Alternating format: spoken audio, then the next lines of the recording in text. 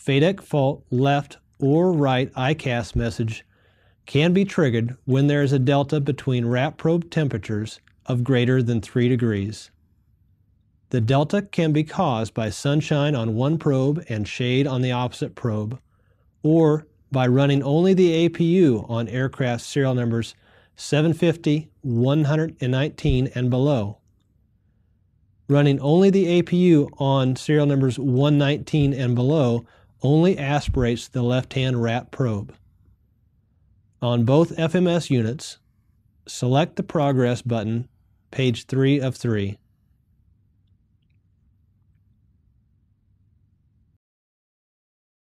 Select Air Data on both units.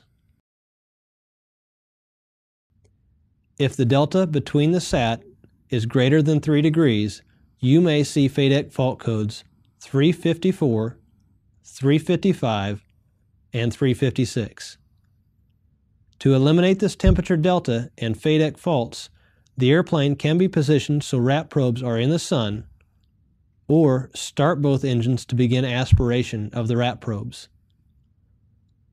Once the temperature delta is less than 3 degrees, reset both engine FADECs.